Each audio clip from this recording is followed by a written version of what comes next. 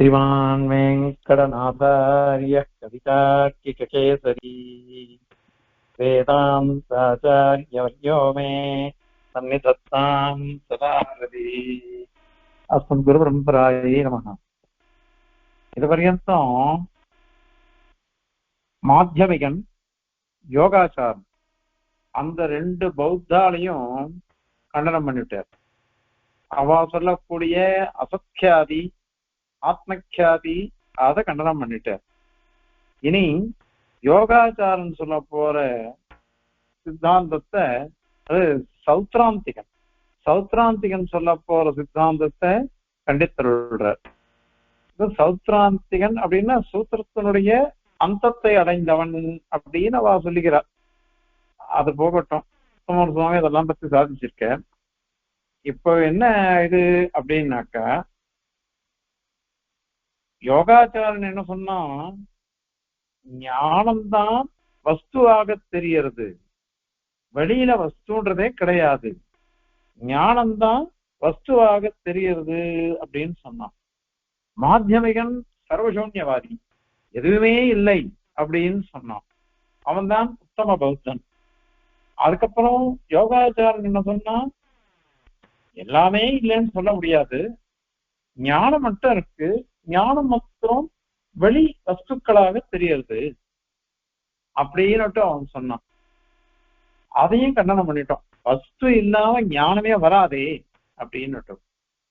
இப்போ சௌத்ராந்திகன் என்ன சொல்றான்னா, வஸ்து இருக்கு, பாஷ்ய வஸ்து இருக்கு, ஆனால் அது பிரத்யக்ஷம் இல்லை அப்படின்னு சொல்றான்.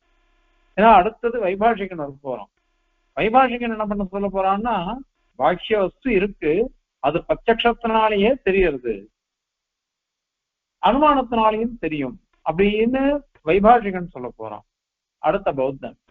ஆனால் இவ என்ன சொல்றான்னாக்கா, பிரத்யக்ஷத்தினால வஸ்து தெரியவே தெரியாது, பிரத்யக்ஷத்தினால தெரியாது அப்படின்னா எதால தெரிஞ்சுக்க முடியும் அப்படின்னு கேட்டாக்கா, அனுமான பிரமாணத்தினாலதான் தெரியும்ச்சுக்குவான் அப்படின்னு சொல்லிட்டு சௌத்ராந்திகன் ஆக்ஷேபிக்கிறான். ஆக பாக்கிய வஸ்து இல்லேன்னு யோகாச்சாரம் சொன்னா, அதை கண்டனம் பண்ணி பாக்கிய வஸ்து இருக்கு, ஆனால் அது பிரத்யக்ஷம் இல்லை, அனுமானம் தான், அது அனுமானத்தினாலதான் தெரியும் அப்படின்னுட்டு அவன் சொல்ல போறான். அது எப்படி சொல்றான் அப்படின்னாக்கா, ஒரு வஸ்துன்னு சொன்னோம்னு வச்சுக்கோங்களேன், பிரத்யக்ஷமா அதை அறிய முடியும் அப்படின்னு நீங்க சொல்லணும். அது எப்படி சொல்ல முடியும், எப்படி சொல்ல முடியும்னு கேட்கலாம். ஏன் அப்படின்னா, பிரத்யக்ஷம்தான் பிரத்யக்ஷத்துக்கு விஷயம் காரணமா இருக்குது. நான் பிரத்யக்ஷமா பாக்குறேன் அப்படின்னு சொன்னா என்ன அர்த்தம், அந்த முன்னாடி கடம் படம் முதலான வஸ்துக்கள் இருக்கணும், இருந்தா அப்பதான் எனக்கு பிரத்யக்ஷத்துக்கு அது காரணமா இருக்கும். ஞான வரத்துக்கு, பிரத்யக்ஷ ஞான வரத்துக்கு காரணம் அந்த வஸ்து தான் இருக்கணும். அது கூட எப்படி இப்போ அப்படின்னு அவ என்ன சொல்றா, பிரத்யக்ஷத்துக்கு எப்படி விஷயமாக ஆகும் வஸ்து?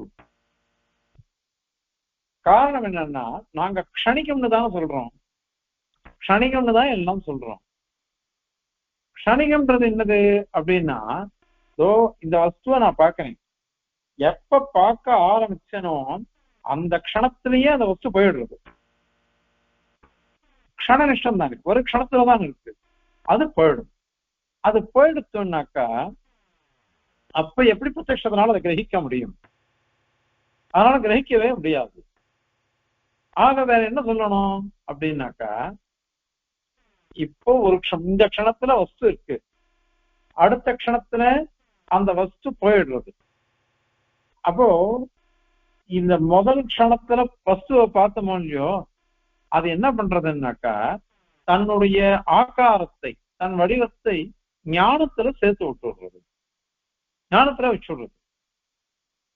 அதாவது என்ன அர்த்தம், வஸ்து எப்படி இருக்கோ, கடத்தை பார்க்கிறோம், கடம் எப்படி இருக்கோ அந்த ஆகாரத்தை ஞானத்துல சேர்த்து விட்டு, ஞானமும் கட ஞானத்தில் இருக்கக்கூடிய கட வடிவம். நேர பிரத்யட்சமா ஒரு வஸ்து அங்க இருக்குது பாருங்க, அந்த கடத்தினுடைய வடிவம் ரெண்டும் ஒரே மாதிரி இருக்கா மாதிரி அது பண்ணிடுறது. கடம் இருக்கு, அந்த கடம் என்ன பண்றதுன்னா தன்னுடைய ஆகாரத்தை வடிவத்தை ஞானத்துல சேர்த்துடுறது. அதாவது ஞானம் கூட கட வடிவத்தை அடைஞ்சுடுறது. இதுதான் ஞானத்தினால அர்த்தத்தை கிரகிக்கிறது அப்படின்னு அர்த்தம். இது எல்லாரும் ஒத்துண்டுதான் ஆகணும் இந்த விஷயத்த. ஏன்னா நாம எந்த வஸ்துவை பார்த்தாலும் சரி அந்த வஸ்து மனசுல பதிஞ்சு போயிடுறது. என்னைக்கோ நான் ஒருத்தரை பார்த்தேன் அல்லது ஒரு வஸ்துவை பார்த்தேன், அத இப்போ என்கிட்ட ஒருத்தர் சொல்றேன் அந்த வஸ்துவை பார்த்தேன் அந்த மனுஷனை பார்த்தேன் அப்படின்னுட்டு உடனே அந்த ஞானம் நமக்கு வர்றதா இல்லையா? ஸ்மிருதியில வர்றது ஞானம் என்னன்னு வருது, அந்த வஸ்து எப்படி இருக்கும். நான் தேவதத்தனை பார்த்தேன்னு ஒருத்தன் சொன்னான், உடனே தேவதத்தனுடைய ஞாபகம் எனக்கு வருதா இல்லையா? அவனுடைய ஆகாரம் தெரியறதே, அவன் பேசினது வருதே, அதெல்லாம் நமக்கு தெரியறதோ இல்லையோ? அப்ப ஞானத்தினால வஸ்து கிரகிக்கப்படுறது அப்படின்னா இதுதான். வஸ்து இருக்கு, அந்த வஸ்துவானது தன்னுடைய ஆகாரத்தை ஞானத்துக்கிட்ட சமர்ப்பிக்கிறது. அப்ப வஸ்துவோட ஆகாரம் ஞானத்துல சமர்ப்பிக்கப்படும் வஸ்துவனுடைய ஆகாரம் சமானமா இருக்கு. அந்த வஸ்து போயிடுத்து, அந்த க்ஷணத்திலே வஸ்து போயிடுத்து. எப்ப இது சமர்ப்பிச்சதோ அப்ப அந்த ஆகாரமானது சமானமா இருக்கு. அத ஞானத்தினால கிரகிக்கிறது அப்படின்னுட்டு அவ சொல்ற சௌத்ராந்திகார். இதுதான் அவ என்ன பண்றான்னா, பின்ன காலம் கதம் கிராஹ்யம் இது சேத் கிராஹ்யதாம் விதோ ஏதுத்வமேவ யுக்தி ஞானாகார அர்ப்பணக்ஷமம் அப்படின்னு அவளுடைய ஸ்லோகம். பின்ன காலம் வஸ்து இருக்கிறது முன்னாடி போன க்ஷணம், நம்ம கிரகிக்கிறது எப்போ அப்படின்னு இந்த க்ஷணம் உத்தரக்ஷணம். பூர்வ க்ஷணத்துல கடம் இருந்தது, உத்தரக்ஷணத்துலதான் வஸ்து கிரகிக்கப்படுறது அனுமானத்தினால. அது எப்படி வரும் அது தெரிஞ்சுக்கோங்க. யுக்தி ஞாகா, யுக்தியினால சாதிக்கிறவாள்லாம் என்ன பண்றான்னாக்கா, வஸ்துவை எப்படி கிரகிக்கிறதுனா அதனுடைய ஆகாரத்தை ஞானத்துல சமர்ப்பிக்கிறது தான்.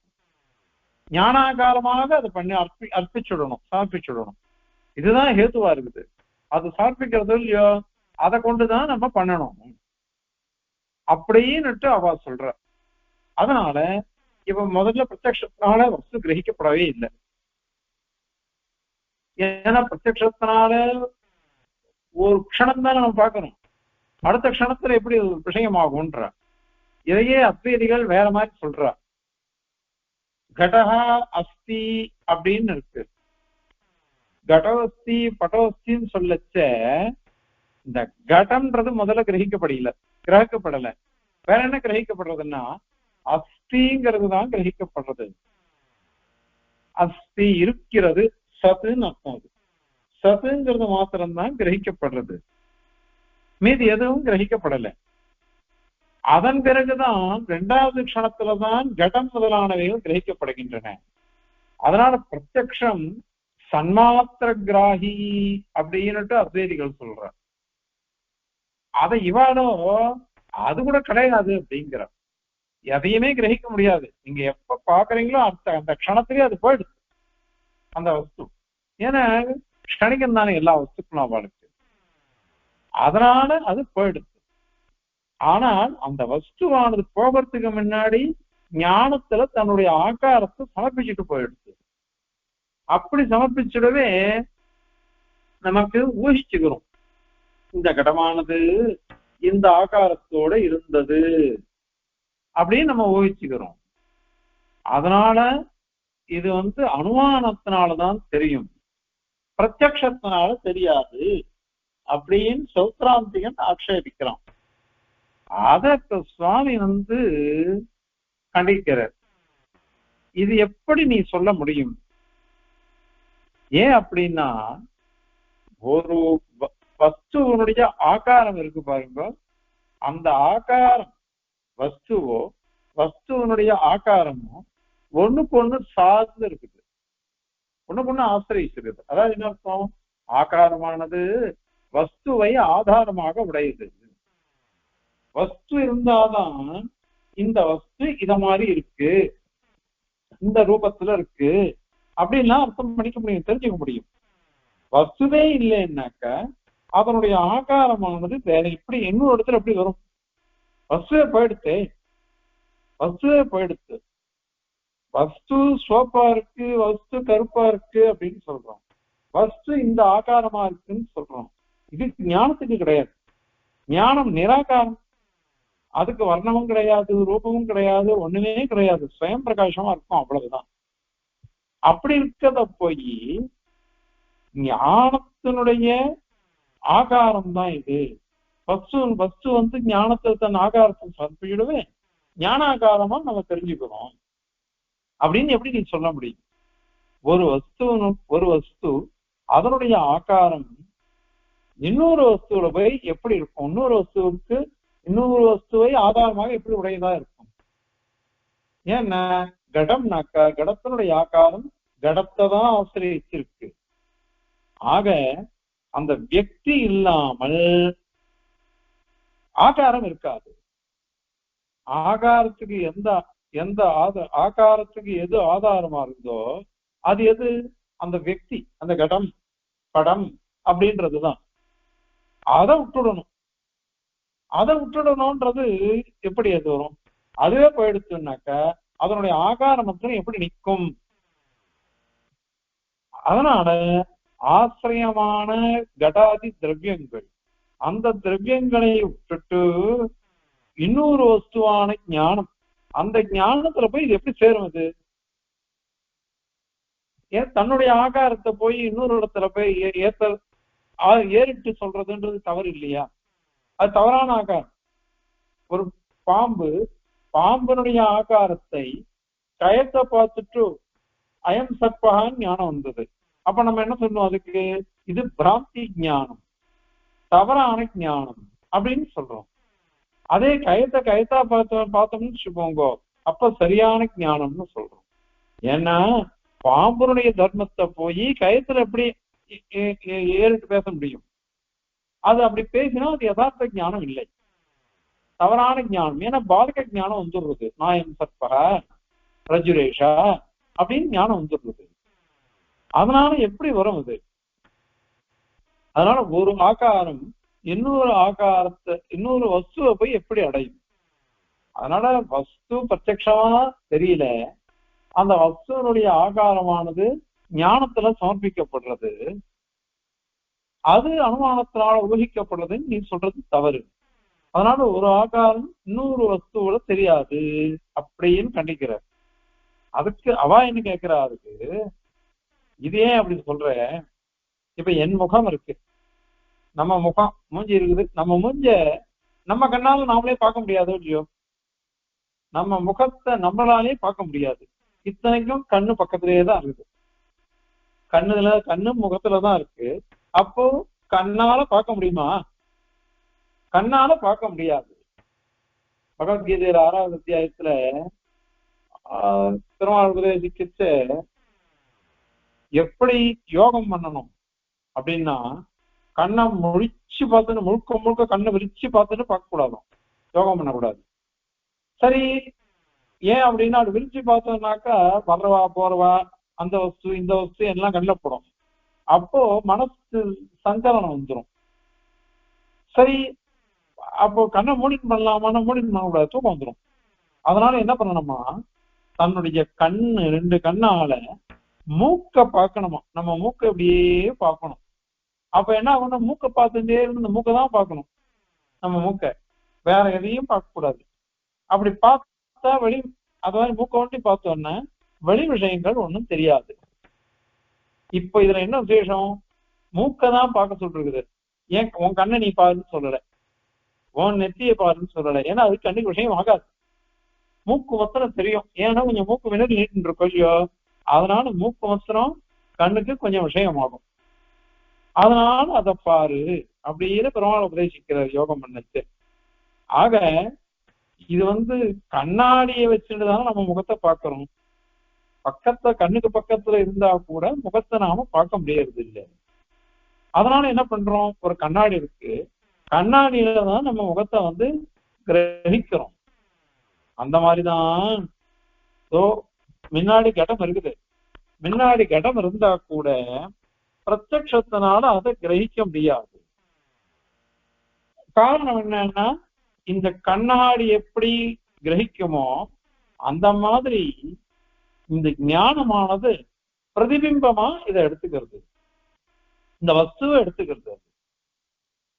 அததான் வச்சு பார்க்கணும் அது. அதனால புத்தியில வந்து இந்த வஸ்துவானது பிரதிபிம்பமா தெரியுது. பிரதிபிம்பமா தெரியறதுனால ஞானத்தினால்தான் ஊகிக்கப்படுகிறது. ஞானத்துலதான் அந்த ஆகாரம் தெரிவிக்கப்படுகிறது, அது ஊகிக்கப்படுகிறது அனுமானத்தினால. அப்படின்னுட்டு சௌத்தராந்திகன் நம்மளை பார்த்து கேட்கிறான். அதுக்கு சுவாமி என்ன பதில் சொல்ற, இது வந்து ஒரு விஷயம் புரிஞ்சுக்கோ, ஞானம்ன்றது எப்படிப்பட்டது அப்படின்னா ஸ்வச்சமானது. அதுல எதுக்குமே இது கிடையாது, அதுல தோஷங்கள் எதுவும் இல்லாதது ஞானத்துல. ஞானத்துல அதெல்லாம் எதுவும் இல்லாததுனால பிரதிபிம்பம்ன்றது எப்படி வரும்?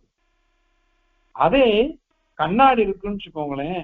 இப்ப கண்ணாடியில வந்து அந்த ரசத்தை பின்னாடி பூசுறா பாருங்க, ரசத்தை பூசினால்தான் நம்ம முகமானது பிரதிபலிக்கிறது.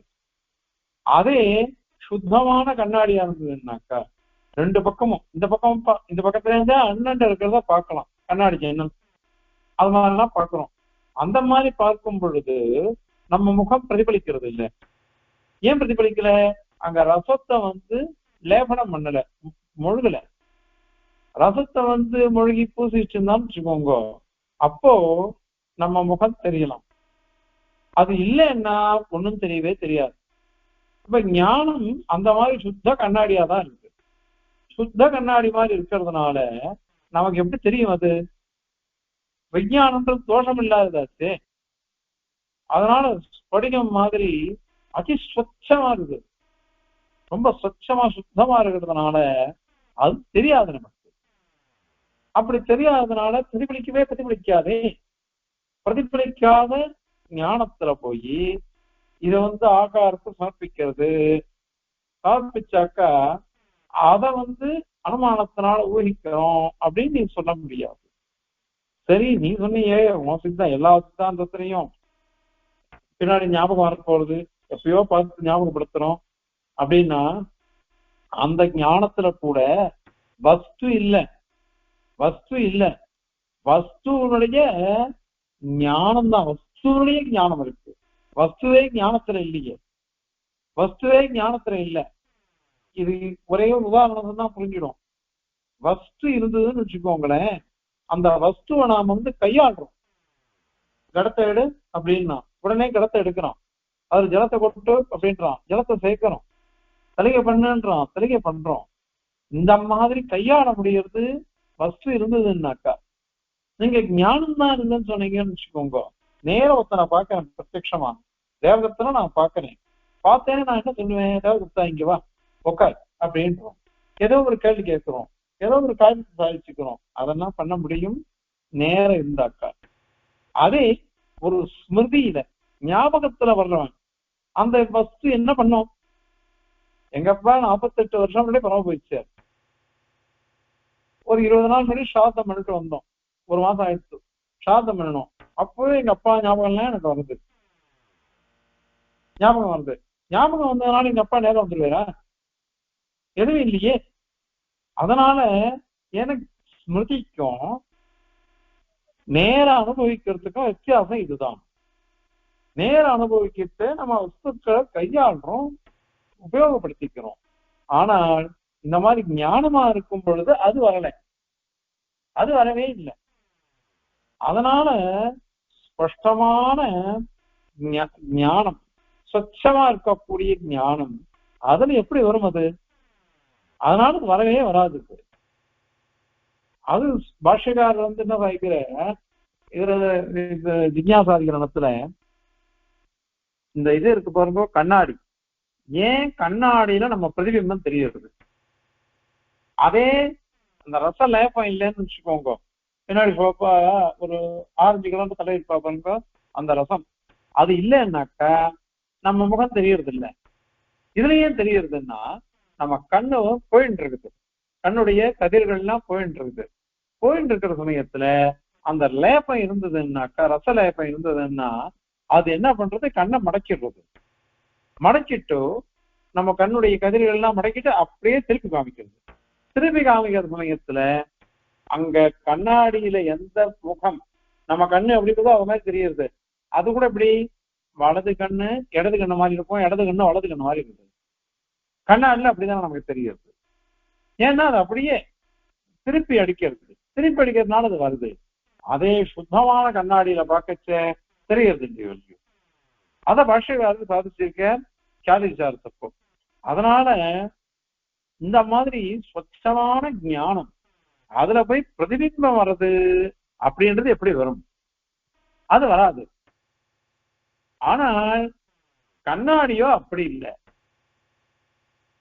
ஆகவே இந்த சக்ஷுரிந்திரியமானது பிரத்யக்ஷமா நேர வஸ்துவை கிரகிக்கிறதுன்னு ஒத்துக்காது. அதனால நீ அந்த பிரதிபிம்பம் தான் இது அப்படின்னு உன்னால சொல்ல முடியாது. பிரதிபிம்பம் சொல்லவே முடியாது. கண்ணாடி மாதிரி ஞானத்துல இந்த வஸ்துவானது பிரதிபலிக்கிறது. முகம் தெரிஞ்சுக்கலன்னா முகம் தெரிஞ்சுக்கலதான். ஏன் முகம் தெரிஞ்சுக்கலன்னா பக்கத்துல இருக்கிறதுனால, கண்ணு பக்கத்திலேயே இருக்கிறதுனால. அதே என் கை தெரியறதே, வலதுக்கு தெரியறது, இடதுக்கு தெரியறது, கால் தெரியறது, கை தெரியறது. ஆனால் என் முதுகு எனக்கு தெரியாது.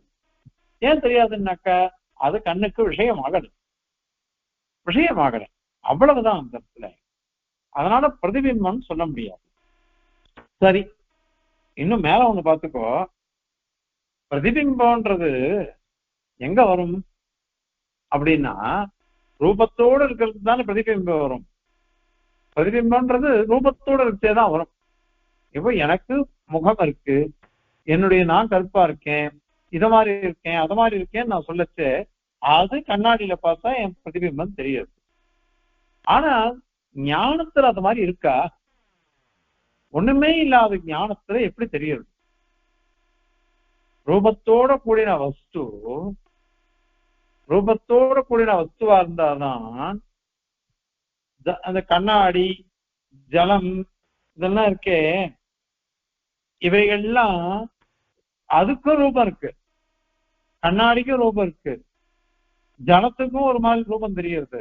அதெல்லாம் தெரியவே தான் பிரதிபிம்பம்ன்றது தெரியுது, இல்லைன்னா தெரியாது. விஞ்ஞானம்ன்றது ரூபசூன்யம் தானே, நீ அதைதான் ஒத்துக்கணும். ஞானத்துக்கு ரூபம் கிடையாது. அதனால இங்க பிரதிபலனம் பிரதிபிம்பமா வருது அப்படின்றது வரவே வராது அப்படின்னுட்டு பதில் சாதிக்கிற சுவாமி. அதன் பேர்ல இன்னொரு ஒரு ஆட்சேபிக்கிறான். இந்த மாஷங்கள் சொல்லுவா. மாஷம்னாக்க உளுந்துக்கு பேரு. அங்க கொத்திமூலம் சாதிக்கிறார். மாஷ ராசிகதா மஷி குளிக்கா அப்படின்ற. மாஷ ராசிகதா, மாஷம்னா உளுந்து. உளுந்து நிறைய இருக்குது, ஒரு மூட்டை உளுந்து அப்படியே கொட்டி வச்சிருக்கா. அந்த உளுந்துல மஷி குளிக்கா, ஈ எல்லாம் இருக்கு பாருங்க. அந்த ஈ அங்க இதுவா இருக்கு, இருக்கிறது உளுந்து, அதுல ஈ மச்சின்னு இருக்கு. ஈ மச்சின்னு இருக்குது, அதுல உட்கார்ந்து இருக்குது. ஈ உட்கார்ந்து இருக்குச்சு, நமக்கு அந்த ஈ பறந்தாதான் தெரிகிறது இது ஈ, அது உளுந்துன்னுட்டு. ஆனா அது பறக்கல, அதுலயே உட்கார்ந்ததுன்னு வச்சுக்கோங்க. அப்ப ஈக்கும் உளுந்துக்கும் வித்தியாசம் தெரியுமா? தனியா நம்மளால கிரகிக்க முடியாது. அந்த மாதிரி ஞானம் என்ன, வஸ்து என்ன, அது ரெண்டுத்துக்கும் சம்பந்தம் இருக்குது. சம்பந்தம் இருக்கிறதுனால ஞானத்தை காட்டிலும் வேறுபட்டதா அது இருக்கு அப்படின்னு நமக்கு அறிய முடியல. ஞானம் வஸ்து, ஈ உளுந்து, உளுந்துக்கும் ஒன்னா இருக்குச்சு. அப்ப நமக்கு பேதம் தெரியல, எது உளுந்து எது ஈன்னே தெரியாது, எல்லாமே உளுந்துன்னு நினைச்சுட்டு இருக்கோம். எல்லாமே நினைச்சுக்கல, எல்லாமே உளுந்தும் நினைச்சிட்டு இருக்கோம். அந்த மாதிரி ஞானமும் விஷயமும் ஒண்ணுக்கு ஒண்ணு சேர்ந்து இருக்கிறதுனால, சம்பந்தத்தோட இருக்கிறதுனால, அப்போ இது ரெண்டுத்துக்கும் பேதம் தெரியுது. அதனால இங்க கூட சரி ஞானமானது வஸ்துவாக தெரிகிறது, வஸ்துவனுடைய ஆகாரம் ஞானத்துல வருது. வஸ்து இருக்குன்றத ஒத்துண்டான், ஆனால் அது க்ஷணிக்கும். வஸ்து இல்லைன்னு சொல்லல, யோகாச்சாரன் மாதிரி இருக்கு. அது பிரத்யக்ஷத்தினால கிரகிக்கப்படலை, அனுமானத்தினாலதான் கிரகிக்கப்படுறது. அதை சொல்றதுக்கு இவ்வளவு தூரம் அப்படின்னு அவன் ஆக்ஷேபிக்கிறான். அதுக்கு சுவாமி என்ன கேள்வி கேட்கிற, விஷயம் விஷயி, விஷயி அப்படின்னா ஞானம், விஷயத்தை உடையது. விஷயம் அப்படின்னா வஸ்து. இந்த ரெண்டுத்துக்குமே சாமியம், அத மாதிரி சாமீபியம், ஆசக்தி, இது ரெண்டுமே சம்பவிக்காது. ஞானத்துக்கும் ஞானத்தினுடைய விஷயத்துக்கும் அத மாதிரி வராது. நீ உளுந்துக்கும் ஈக்கும் இது இருக்குன்னு சொன்ன, சாமியம் இருக்கு. சாமியம் இருக்கிறதுனால உளுந்த கூட ஈய கூட உளுந்தா நினைச்சுட்டு வரணும் அப்படின்னு சொன்னேன். அது வாஸ்தவம். ஏன்னா அது பிரத்யக்ஷமா ஒண்ணும் பக்கத்திலேயே இருக்கு, உளுந்து மேலே உட்காந்துன்றது. அதனால நமக்கு இந்த உளுந்தும் ஈயும் ஒண்ணுதான், ஈனே நமக்கு தெரியாது, பேதமே தெரியறது இல்லை. அது சரிதான், ஏன்னா அது பிரத்யக்ஷத்தினால பார்த்துட்டு இருக்கோம். ஆனா இந்த விஷயம் இருக்கே, வஸ்து விஷயம் இருக்கு பாருங்க, ஞானம், இது ரெண்டுத்துக்கும் பேதம் இல்லை அப்படின்னு நம்மளால சொல்ல முடியாது. ஏன் அப்படின்னாக்கா சாமியம் என்ன இருக்கு, ரெண்டுத்துக்கும் சாமியம் ஒற்றுமைன்னு நீ சொல்லணும். என்ன ஒற்றுமை இருக்கு? உளுந்து கருப்பா இருக்கு, அத மாதிரி ஈயும் கருப்பா இருக்கு. அதனால அந்த இடத்துல பேதம் தெரியலன்னு சொல்லிட்டு போலாம். சாமியம் ஆசக்தி பக்கத்திலேயே இருக்குது, பக்கத்திலேயே இருக்கிறதுனால அதுவும் அங்க காரணம். ஆனால் வஸ்து வெளியில இருக்கு, ஞானம் உள்ளுக்குள்ள இருக்கு. வஸ்து ரூபத்தோட கூட நிறைய ரூபங்கள் இருக்கு, அதுக்கு வர்ணம் இருக்கு, அதனுடைய வடிவம் ஆகாரம் இருக்கு, எல்லாம் இருக்கு. ஞானமோ நிராகாரமா இருக்கு, அதுக்கு ரூபம் இல்லை, ஒண்ணுமே இல்லை. அப்படி இருக்குது. இது ரெண்டுத்துக்கும் சாமியமும் இல்லை, அது ரெண்டும் பக்கத்துல இல்லையே. அதனால இந்த பேதாகிரகம்ன்றது எப்படி வரும்? ரெண்டுத்துக்கும் ஞானத்துக்கும் வஸ்துவுக்கும் பரஸ்பர பின்னாகாரம் இருக்கிறதுனால பேத அக்கிரகம்ன்றதுக்கு வரவே வராது.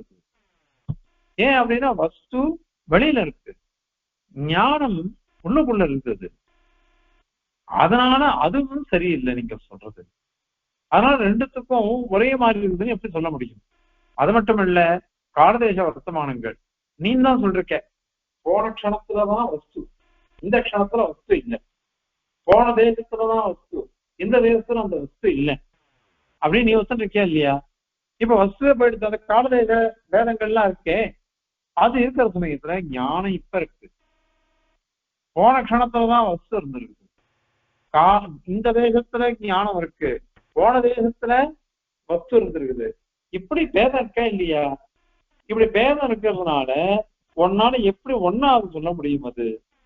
அதனால அதே அந்த ஈயோ உளுந்தோ இது ரெண்டுத்துக்கும் எப்படின்னாக்கா சமானமான தேசம், ஒரே தேசம், ஒரே காலம், இது பிரத்யட்சமா நம்ம பார்க்கணும். அந்த மாதிரி வஸ்துவுக்கும் ஞானத்துக்கும் நாம பார்க்கணுமா? அதனால இந்த மாதிரி நீ உதாரணத்தை காமிச்சு இதே மாதிரி ஞானமும் வஸ்துவும் ஒன்றுதான், ஏன்னா பேதம் தெரியல அப்படின்னு நீ சொல்ல முடியாது. சரி, இப்ப அதுக்கு அவ என்ன சொல்றா, இப்ப ரெண்டு ஆகாரங்கள், ரெண்டு ஆகாரமா தெரியல, ரெண்டு ஆகாரம், வஸ்துவனுடைய ஆகாரமும் ஞானத்தினுடைய ஆகாரமும் ரெண்டும் ஒரே மாதிரி இருக்கு அப்படின்னு சொல்ல முடியாது இப்போ. ஏன்னா ரெண்டு ஆகாரங்கள், ஆனா ரெண்டு ஆகாரம் தெரியல, நிராகாரமான ஞானம் தெரியல, சாகாரமான வஸ்து அப்படின்றது ரெண்டுத்துக்கும் எப்படி பேதம், எப்படி தெரியும்? அதனால என்ன சொல்லணும், ஞானம் இல்லாமல் அர்த்தாகாரன்றது வராது, வஸ்துவனுடைய ஆகாரம் வராது. அதனால நமக்கு ஞானம் வரணும்னு பிரகாசிக்கணும்னு வச்சுக்கோங்க, ஞானம் வந்தாதான் பிரகாசிக்கும். அத மாதிரி அர்த்தத்துல வஸ்துவில ஆகாரம் வந்தாதான் ஞானத்துல பிரகாசிக்கும். அதனால ரெண்டும் ஒண்ணுக்கு ஒண்ணு இருக்கு. இது எப்படின்னாக்கா, ஒரு சிவப்பு கலர் ஒரு வஸ்து இருக்குது, ஒரு ரத்தனமே எடுத்துக்கோங்க. ஒரு ரத்தனம் சிக்கச்சவேன்னு இருக்கு. அந்த ரத்தனத்தை சொச்சமான ஸ்படிகமணி இருக்கே, வெள்ளையேன்னு இருக்கு. அதுல இந்த ரத்தனத்தை வச்சுட்டோம்னாக்கா எல்லா பக்கமும் சோப்பா தெரிஞ்சிடும். சோப்பா தெரிஞ்சிடுது. சோப்பா தெரிஞ்சிடுத்தோம்னாக்கா இப்போ இந்த ஸ்படிகம் இருக்கே அது உண்மையிலேயே வெளுப்பு. ஆனால் இந்த ரத்தனத்தோட சேர்க்கையினாலதான் சோப்பா தெரியறது இந்த ஸ்படிகம் பிரதம். அந்த மாதிரிதான் நிராகாரமான ஞானத்திலையும் சாகாரமான இந்த வஸ்து அது சேர்றதுனால இந்த மாதிரி ரெண்டும் ஒண்ணு மாதிரி தெரியுது. வஸ்து ஞானமாக தெரியுது, ஞானத்தினால ஊகிச்சுக்கிறோம் அப்படின்னு சொன்னாக்கா அதுவும் தப்பு. ஏன்னா நீ ஞானம் வஸ்து ரெண்டுமே ஒரே ஆகாரத்தினால சேர்ந்ததில்லை. ஒரே அந்த ஸ்படிக விஷயத்துல வேற, ஸ்படிக விஷயத்துல இதனுடைய தர்மம் அதுக்கு போறது, அந்த ரத்தனத்தினுடைய தர்மம் அதுக்கு போயிடும். எதுக்கு? அந்த ஸ்படிகத்துக்கு போறது. அதனாலதான் நம்ம அதுல அந்த நைட் லேம்ப் போடுவோம்.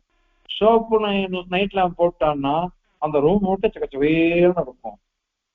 சாதாரண 10 கிராம் போட்டோம், இது 10 வாட்ஸ் அந்த இதை போட்டோம்னு வச்சுக்கோங்க, அது மஞ்சளா இருந்ததுன்னா மஞ்சளா தெரியும், நீளமா இருந்தா நீளமா தெரியும் அப்படின்னு இருக்காது. இதனுடைய இது என்ன அப்படின்னா அந்த வஸ்துவனுடைய அமைப்பு, அதனால அந்த மாதிரி வந்தது. ஆனா ஞானமானது நிராகாரம் தானே.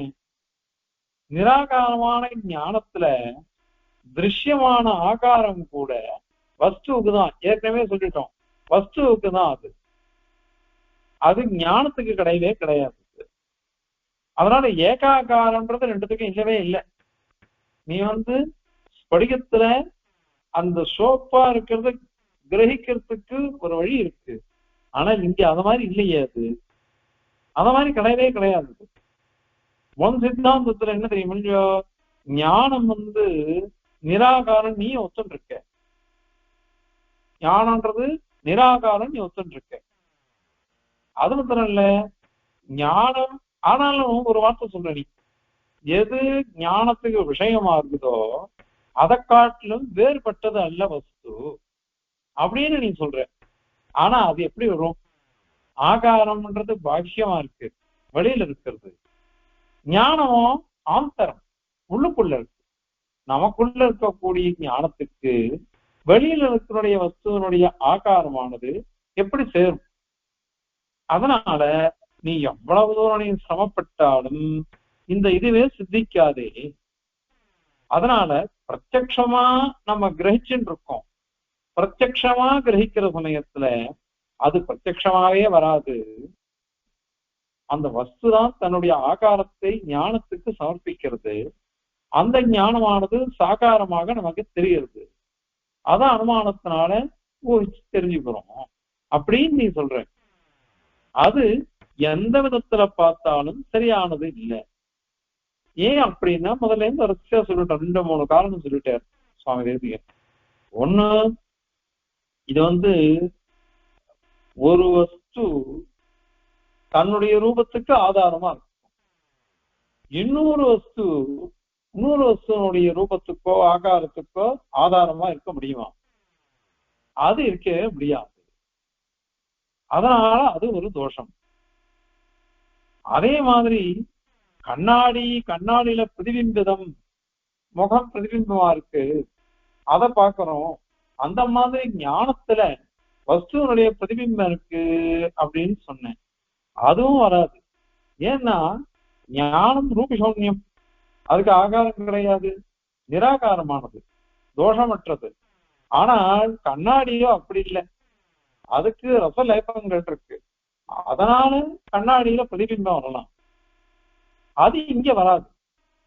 அதனால அதுவும் தோஷம். அது மூணாவது இப்ப சொன்ன பாருங்க கடைசியில இது மாதிரி ஸ்வச்சமான வஸ்துவா இருந்தா கூட ஒரு வஸ்துவனுடைய சேர்க்கையினால அது இன்னொன்னா மாறலாம் அப்படின்னு நீங்க சொன்ன, அதுவும் வராது.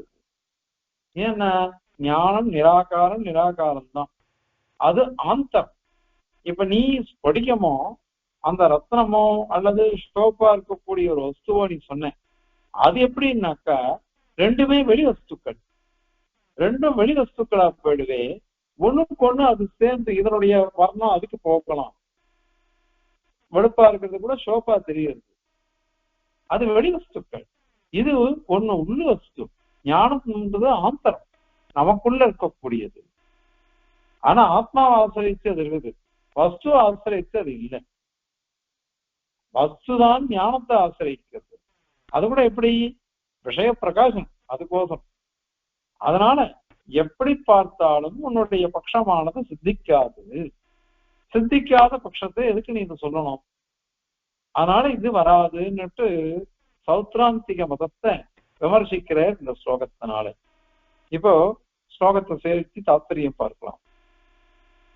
ஸ்வாகாரஹ அர்த்தைஹி ஸ்வபுத்தௌ நிஹித இதி ச ந ஆதார ஆணாத்யயோகாத் ஸ்வச்சேச்சாயா பரஸ்மின் ந ச பவதி ந ச ஸ்யாதசௌ ரூபசூன்யே சாம்ய ஆசத்யாத்யயோகாத் விஷய விஷயினோः நாபி வேதாக்ரஹ ஸ்யாத் நைகாகாரோ பரக்தம் துவயமபி சச்சதே கிராஹ்யதோ நாதிரிக்தஹ. இது ஸ்வாகாரஹ தன்னுடைய ஆகாரமானது, அதாவது ஒரு கடத்துக்கு இப்படி இப்படி ரூபா இருக்கு அப்படின்ற ஆகாரமானது ஸ்வபுத்தௌ தன்னை விஷயமாக உடைய ஞானத்துல அர்த்தைஹி நிகிதஹ வெளியில இருக்கக்கூடிய வஸ்துக்கள்னால நிகிதஹ ஆரோபிக்கப்பட்டிருக்கு. உண்மையிலேயே வஸ்து இருக்கு, ஆனால் வஸ்துவை பிரத்யக்ஷமா நம்மளால கிரகிக்க முடியாது. கிரகிக்க முடியாததுனால இந்த வஸ்துக்களினால தன்னுடைய ஆகாரமானது தன்னை விஷயமாக உடைய ஞானத்துல சமர்ப்பிக்கப்படுறது. அதனாலதான் அனுமான கம்யம்னு நாங்க சொல்றோம். அப்படின்னு சொன்னா இதிச்ச இந்த வாதமோ அது சரி என்ன, அது யுக்தமானது அல்ல. ஏன்னா ஆதார ஹானாத்யயோகாத் ஆகாரம் நீ சொன்ன, அந்த ஆகாரம் எதோட ஆகாரம்? வஸ்துவனுடைய ஆகாரம் தான். அந்த ஆதாரமானது வஸ்துவாதான் இருக்குது.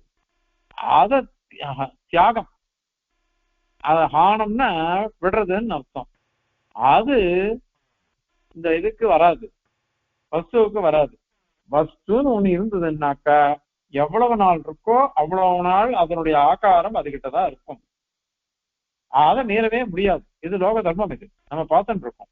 எந்த வஸ்து எடுத்துட்டாலும் அதுக்கு ஒரு ஆகாரம் இருக்கு. அந்த ஆகாரமானது அது இருக்கிற பிறகு அதுகிட்டதான் இருக்கும். அப்படி இருக்குச்சு தன்னுடைய ஆகாரத்தை ஞானத்துக்கு அது சமர்ப்பிச்சுடுறது அப்படின்னு சொல்றது எப்படி வரும்? அதனால அது வராது அப்படின்னு சாதிச்சார். அதுக்கு மேல அவன் கேட்கிறான், நாங்க அப்படி சொல்லல, பிரதிபிம்பம் சாயா, பிரதிபிம்பம் எப்படி ஒரு கண்ணாடியில தெரியுறதோ, ஏன்னா கண்ணால தன்னுடைய முகத்தை கிரகிக்க முடியாது.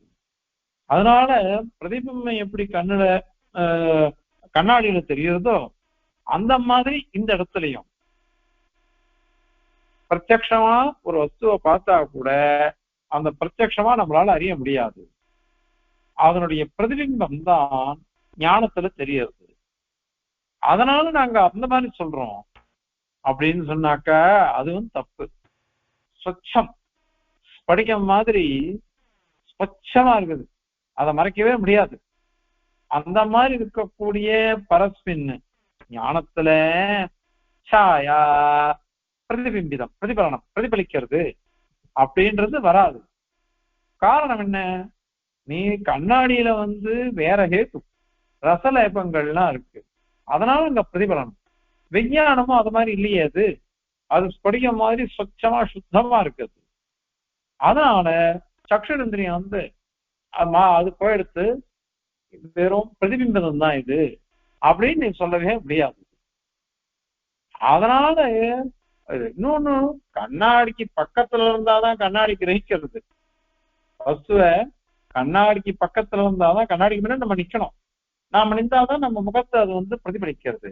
அந்த மாதிரி இங்க இல்லையே, அதனால இது இல்லை. ஏன்னா ஏற்கனவே சொன்னோம், எப்பவோ நடந்ததை இப்ப நம்ம பிரதிபலிக்கிறதா இல்லையா நம்ம ஞானம். ஆனால் அது என்னது? ஞாபகம்தான். அது ஞாபகம்தான். அதை காட்டிலும் ஒரு வஸ்து நேர பார்க்கிறோம், நேர பார்க்கச்சே அந்த வஸ்துவனுடைய ஆகாரம் முதலானவைகள்ல நம்ம கிரகிச்சுக்கிறோம், பிரத்யக்ஷத்தினாலே கிரகிக்கிறோம். அனுமானம் எப்ப வரும்? கண்ணால பார்க்காத விஷயம் வியாப்தி கிரகத்தினால அதுக்கப்புறம் ஊகிச்சுக்கிற விஷயத்துல வரும். தூமத்தை பார்க்கிறான், ஆனால் நெருப்பை பார்க்கல. ஆனால் மடப்பள்ளியில அவன் பார்த்திருக்கான், எத்திர தூமகா தத்திர வன்னின்னுட்டு. அந்த வியாப்தியை கொண்டு கண்ணால பார்க்காத நெருப்ப கண்ணால பார்க்கிற புகையை கொண்டு அனுமானம் பண்றோம். அந்த மாதிரிதான் வருங்குது. இது வரவே வராது. மேலும் அசவோ, இந்த பிரதிபிம்பமானது ரூபசூன்ய, ரூபமே இல்லாத ஞானத்துல நசஸ்யா, வரவே வராது. அதனால ரூபத்தோட கூடின ஒரு வஸ்து, ரூபத்தோட கூடின ஜலம், கண்ணாடி, இதுலதான் பிரதிபலிக்கும். ஞானத்துக்கு ரூபமே கிடையாது, அது அவனும் ஒத்துன்னு இருக்கான், சௌத்ராந்திகனும் ஒத்துன்னு இருக்கான். அதனால அவளை எப்படி வரும்? அது வரவே வராது. இல்ல உளுந்து ஈ, இந்த ஈ உளுந்தும் ஒரே மாதிரி இருக்கு, அதனால உளுந்த ஈ இருந்தா கூட ஈய கூட உளுந்தா நம்ம கிரகிக்கிறோமோ இல்லையோ, அங்க பேதம் கிரகிக்க முடியல, தனியா நமக்கு தெரியல. இது ஈ, இது உளுந்துன்னு தெரியலையே. அந்த மாதிரி இங்கே இருக்கட்டுமே அப்படின்னு சொன்னாக்கா அதுவும் வராது. ஏன்னா விஷயினோ, விஷயம் வஸ்து, விஷயி வஸ்துவை உடைய ஞானம், இந்த ரெண்டுத்துக்கும் சாமிய ஆசக்தியாய் அயோகாது. சாமியம், ஒற்றுமை இல்லை. ஏன்னா ஞான நிராகாரம், வஸ்து சாகாரம், இது ரெண்டுத்துக்கும் எப்படி ஒற்றுமை இருக்கும்? ஆசக்தியாதி அயோகாது. ஆசக்தியம்னாக்கா பக்கத்துல இருக்கிறதுன்னு அர்த்தம். பக்கத்துல அது தெரியணும். அது உளுந்துக்கும் ஈக்கும் அந்த இது இருக்கு, ஆசக்தி இருக்கு. ஆனால் இங்க இல்லையே, ஞானம்ன்றது உள்ளுக்குள்ள இருக்கு, வஸ்து வெளியில இருக்கு. அதனால எப்படி வரும் அது? அதனால பேதாகிரகோபி, ஞானத்துக்கும் வஸ்துவுக்கும் பேத அக்கிரகம், அது பின்னம் அப்படின்னு தெரியாம இருக்கிறதுனாலதான் அது தெரியறதுன்னு நீ சொல்றது கூட நஸ்யா, அது வராது. அதுக்குதான் சொன்னோம், அர்த்தமானது வெளியில இருக்கு, ஞானமோ உள்ளுக்குள்ள இருக்குது. அது ரெண்டும் எப்படி ஒன்னா வரும்? அதுவும் வராது. அது இல்ல, இந்த ஞானத்தினுடைய ஆகாரம் நமக்கு தெரியாது, ஞானத்தினுடைய ஆகாரம் கிடையாது. ஆனால் வஸ்துவுக்கு ஆகாரம் இருக்கு, ரெண்டுத்துக்கும் பேதம் தெரியல. அது தெரியாததுக்கு என்ன காரணம் அப்படின்னாக்கா, சொன்ன மாதிரி ரத்னமோ அல்லது சேப்பா இருக்கிற ஒரு வஸ்துவோ, இது பரஸ்பரம் ஸ்படிகத்துல அது எப்படி பிரதிபலிக்கிறதோ அந்த மாதிரி இதுவும் வரட்டுமே அப்படின்னு சொன்னா, துவயம் அப்படி அந்த ரெண்டும் ஞானமும் வஸ்துவும் ஏகாகார உபரக்தம்னு, ஒரே ஆகாரம் கிடையாது. ஸ்படிகம் வெளி வஸ்து, சோப்பா இருக்கிற ரத்னமும் வெளி வஸ்து. அதனால அங்க ரெண்டும் ஒண்ணுக்கு ஒண்ணு சேரலாம். ஆனா இங்க எப்படி தெரியுமா, ஞானமானது நிராகாரமா இருக்கு, அதே வஸ்துவோ சாகாரமா இருக்கு. அந்த சாகாரத்துன்றது வஸ்துவுக்கு தான் ஒரு, அது நீ தான் ஒத்துட்டு இருக்காது. அதனால ரெண்டுத்துக்கும் ஏகாகாரத்துவம் வரவே வராது. அந்த சக அந்த ஆகாரமும் கூட கிராஹியத்தக கிரகிக்கப்படுகிறது எது? வஸ்து. ஞானத்துக்கு விஷயமா இருக்கிற வஸ்து இருக்குதே அதை காட்டிலும் வேறுபட்டதல்ல. வஸ்துனுடையது தான் அது, ஞானத்தினுடையது கிடையாது. ஏன்னா முன்னாடி சொன்ன மாதிரி ஆகாரம்ன்றது பாஷ்ய வஸ்துல தான் இருக்கும், வெளியில இருக்கக்கூடிய வஸ்துல தான் அது இருக்கும். ஆனால் ஞானம்ன்றது அனந்தரமா இருக்கு, உள்ளுக்குள்ள இருக்கிறது. அதனால அது எப்படி வரும்?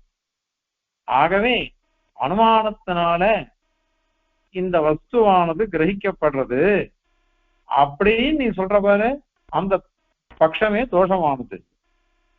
அதாவது ஞானத்தினாலதான் அனுமானிக்கப்படுகிறது, இது க்ஷணிகம் அப்படின்னு சொல்றதெல்லாம் தவறான பட்சம் அப்படின்றது இந்த ஸ்லோகத்தினால சாதிச்சு முடிக்கிறார். இப்போ ஸ்லோகத்தை தெரிவிக்கலாம். சாகாரோர்த்தைஹி ஸ்வபுத்தௌ நிஹித இதி ந ஆதாரஹானாத்யயோகாத் ஸ்வச்சேச்சாயா பரஸ்மின் ந ச பவதி ந ச ஸ்யாத் அசௌ ரூபசூன்யே சாம்யாசத்யாத்யயோகாத் விஷய விஷயினோः நாபிபேதாக்ரஹः ஸ்யாத் நைகாகாரோபரக்தம் द्वयमपि सचते ग्राह्यतो नातिरिक्तः। कवितार्किकसिंहाय कल्याणगुणशालिने श्रीमते वेङ्कटेशाय वेदान्तगुरवे नमः। अस्मद्गुरुपरम्परायै नमः।